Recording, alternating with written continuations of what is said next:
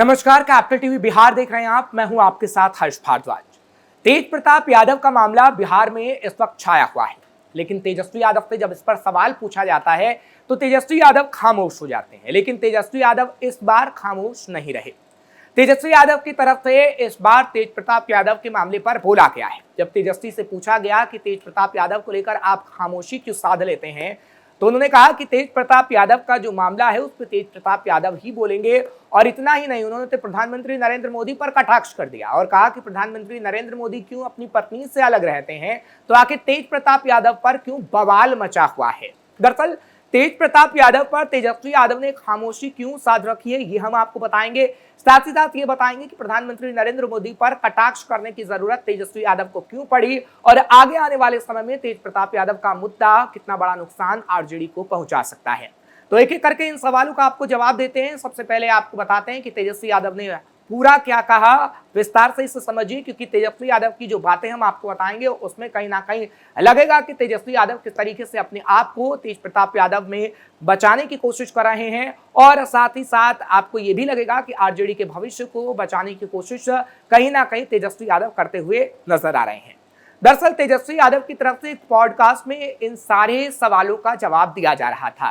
तेजस्वी यादव से जब सवाल पूछा गया कि तेज प्रताप यादव मामले पर आप क्या सोचते हैं, क्या तेज प्रताप यादव को जिस तरीके से पार्टी से निष्कासित किया गया है तो वो सही है, तो तेजस्वी यादव सही या गलत नहीं बोले।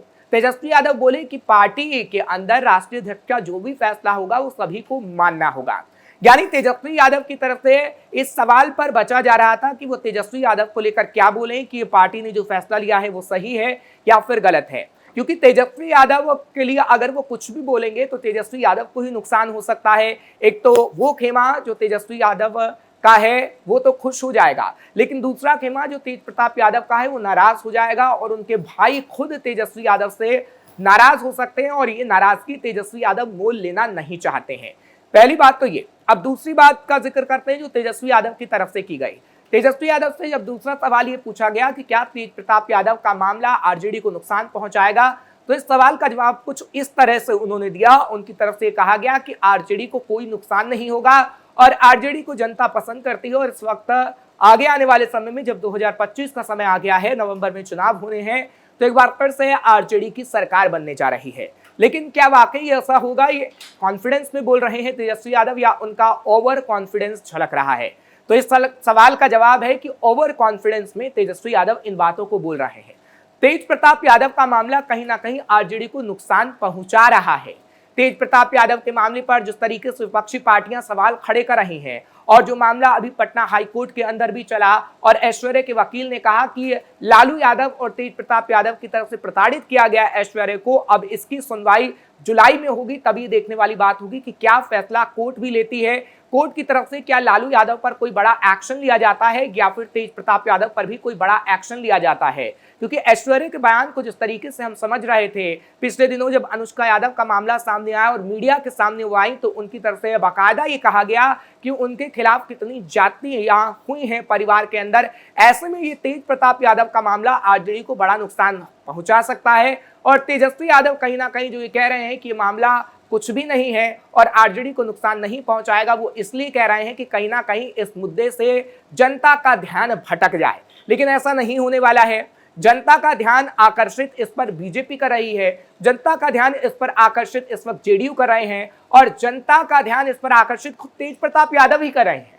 तेज प्रताप यादव के ट्विटर अकाउंट को अगर आप देखेंगे, उसको समझेंगे, तो तेज प्रताप यादव जिस तरीके से बार बार लालू प्रसाद यादव के साथ अपनी फोटो डाल रहे हैं, उससे वो यही दर्शाना चाहते हैं कि तेजस्वी यादव को कहीं ना कहीं एक मैसेज मिले, और वो बता रहे हैं कि कहीं ना कहीं उनका कद भी आरजेडी में बड़ा है। तेजस्वी यादव अपने आप को बड़ा ना समझे, ये कहीं ना कहीं तेज प्रताप ने बताने की कोशिश की है, लेकिन तेजस्वी यादव इन सभी बातों को नकार रहे हैं। अब उस सवाल पर आते हैं जो तेजस्वी यादव से एक और पूछा गया। जब पॉडकास्ट में तेजस्वी यादव से सवाल पूछा गया कि बीजेपी तो आप पे लगातार वार कर रही है और कह रही है कि जंगल राज कहीं ना कहीं लालू यादव ने कायम किया था बिहार के अंदर, और सुशासन बाबू की सरकार आई तो उस पर आप कटाक्ष करते हैं, जबकि सुशासन बाबू ने तो सब कुछ ठीक कर दिया। सुशासन बाबू का मतलब नीतीश कुमार से था, क्योंकि बिहार में नीतीश कितनी बार सीएम रहे हैं और नीतीश कुमार के सीएम रहते कितना विकास हुआ है उसकी बात कहीं ना कहीं पॉडकास्ट में की जा रही थी। लेकिन तेजस्वी यादव ने इन सभी बातों को नकार दिया और तेजस्वी यादव ये कहते नजर आए कि बिहार के अंदर जंगल राज हमने कायम नहीं किया था, बिहार के अंदर हमने लोगों को नौकरियां देने की काम किया था, बिहार के अंदर हमने विकास किया था, बिहार के अंदर हमने महिलाओं को सुरक्षित करने का काम किया था। लेकिन जब पटना हाईकोर्ट का जिक्र किया गया, क्योंकि पटना हाईकोर्ट के अंदर ही जंगल राज शब्द का इस्तेमाल सबसे पहले किया गया था, तो उस पर तेजस्वी यादव ने खामोशी साध ली और तेजस्वी यादव ने उस पर कुछ भी कहने से मना कर दिया। यानी तेजस्वी यादव को भी कहीं ना कहीं ये लगता है कि बिहार के अंदर लालू प्रसाद यादव के राज में जंगल राज कायम हुआ था, जो कि तेजस्वी यादव का भी पीछा नहीं छोड़ रहा है और तेजस्वी यादव की छवि को भी नुकसान पहुंचा रहा है। क्योंकि लालू प्रसाद यादव के रहते कितने दंगे बिहार के अंदर हुए थे वो हमने देखा था, और जहानाबाद में 400 से 500 दलितों की हत्या कर दी गई थी, वो सब बिहार के अंदर लालू प्रसाद यादव के रहते हुआ था। इतना ही नहीं, जब राबड़ी को मुख्यमंत्री बनाया गया था तब भी राबड़ी कुछ नहीं कर पाई थी और राबड़ी राज में भी दंगे हुए थे। जिस तरीके से बिहार में जो दंगे दलितों के साथ हुए और दलितों को मारा गया, उस मामले में कहीं ना तो राबड़ी कुछ कर पाई और ना तो लालू प्रसाद यादव कुछ कर पाए। ऐसे में वो वाली छवि जो लालू प्रसाद यादव की बनी, वो छवि अब तेजस्वी यादव को नुकसान पहुंचा रही है। क्योंकि बीजेपी और जेडीयू इस मुद्दे को तो उठाते ही हैं, लेकिन बिहार की जनता भी इस मुद्दे पर सवाल पूछती है तेजस्वी यादव से कि आपके पिता ने और जब इस कामों को किया, यानी उन जब दंगे हुए और आरोपियों पर कोई कार्रवाई नहीं की गई, तो आखिर कैसे तेजस्वी यादव ये वादा कर सकते हैं कि जब आपकी सरकार एक बार फिर से आएगी तो आप कहीं ना कहीं आरोपियों पर लगाम लगाने की कोशिश करेंगे। ऐसा नहीं है कि आरजेडी को मौका नहीं दिया गया, आरजेडी को मौका बिहार की जनता ने दिया था, लेकिन तेजस्वी यादव भी कोई ऐसा उदाहरण पेश नहीं कर पाए कि लोगों को लगे कि तेजस्वी यादव ने लोगों के लिए काम किया है। हालांकि तेजस्वी यादव से कई और सवाल भी पूछे गए हैं पॉडकास्ट के दौरान, लेकिन तेजस्वी यादव कुछ सवालों के जवाब देते हुए नजर आए हैं, लेकिन कुछ सवालों से बचते हुए नजर आए हैं। क्योंकि तेजस्वी यादव से उनके जब 17 महीनों के कार्यकाल के बारे में पूछा गया, तो 17 महीने के कार्यकाल में सिर्फ और सिर्फ उन्होंने इसी बात को दोहराया कि हमने बिहार के अंदर युवाओं को नौकरी दी है। लेकिन आगे आने वाले समय में जब बिहार के लिए विजन पूछा गया तेजस्वी यादव से, तो तेजस्वी यादव के पास कोई विजन नहीं था कि बिहार की जनता को आगे आने वाले समय में क्या बताने वाले हैं कि अगर आरजेडी की सरकार आती है तो बिहार के अंदर वो क्या करेंगे। यानी एक तरीके से आप ये कह सकते हैं कि तेजस्वी यादव के पास सवालों के जवाब नहीं थे, शायद इसलिए कि आरजेडी में कहीं ना कहीं एक पारिवारिक कलह भी है। आरजेडी के अंदर राष्ट्रीय अध्यक्ष पद के चुनाव को लेकर भी कश्मकश बनी हुई है और आरजेडी के पास कोई ऐसे मुद्दों पर काम नहीं किया जा रहा है कि जनता को बताया जा सके कि आगे आने वाले समय में अगर सरकार बनती है तो कहीं ना कहीं आरजेडी उस मुद्दे पर काम करेगी और जनता को उन मुद्दों को लेकर कहीं ना कहीं ये बताएगी कि आप हमें वोट करिए और आप हम पे विश्वास करिए। क्योंकि विश्वास करने लायक कोई भी ऐसा कदम आरजेडी की तरफ से नहीं उठाया गया है। लालू प्रसाद यादव की छवि कहीं ना कहीं तेजस्वी यादव को नुकसान पहुंचा रही है।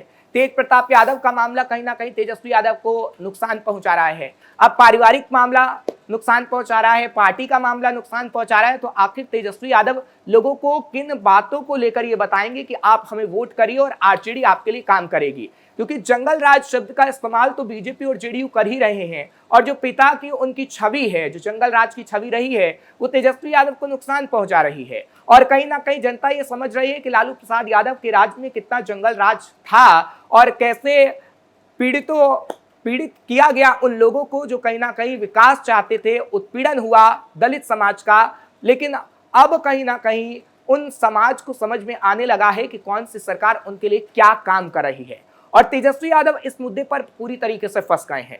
हालांकि पॉडकास्ट में जब उनसे एक और सवाल पूछा गया कि क्या आगे आने वाले समय में आप कांग्रेस के साथ गठबंधन में रहेंगे, तो उनकी तरफ से हामी तो भरी गई, लेकिन जब सीट शेयरिंग के मुद्दे पर सवाल किया गया तो उनकी तरफ से कोई ऐसा जवाब नहीं दिया गया कि वो संतुष्टि भरा जवाब हो।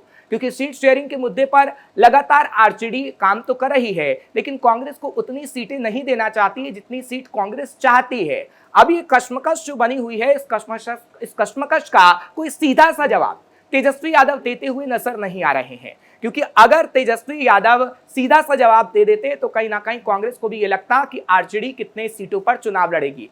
खैर, अभी ये कहा जा रहा है कि मीटिंग्स होगी, राष्ट्रीय राजधानी दिल्ली के अंदर भी मीटिंग होगी जिसमें तेजस्वी यादव और राहुल गांधी की तरफ से बैठा जाएगा एक टेबल पर और ये तय किया जाएगा कि आगे आने वाले समय में कितनी सीटों पर आरजेडी चुनाव लड़े और कितनी सीटों पर कांग्रेस चुनाव लड़े, क्योंकि बिहार के अंदर एक तीसरा फ्रंट भी बनता हुआ नजर आ रहा है अलग अलग पार्टियों का। जिस तरीके से AIMIM है, प्रशांत किशोर की पार्टी है, कई और ऐसी पार्टियां हैं जिसको लेकर ये कहा जा रहा है कि तीसरा फ्रंट बनेगा। और अगर ये फ्रंट बना तो कहीं ना कहीं महागठबंधन को नुकसान होगा और महागठबंधन को नुकसान ना हो उसके लिए तेजस्वी यादव एक कोशिश करना चाहते हैं। खैर, ये कोशिश कितनी कामयाब होगी ये तो वक्त ही बता पाएगा और हर खबर बिहार की हम आपको जरूर बताएंगे।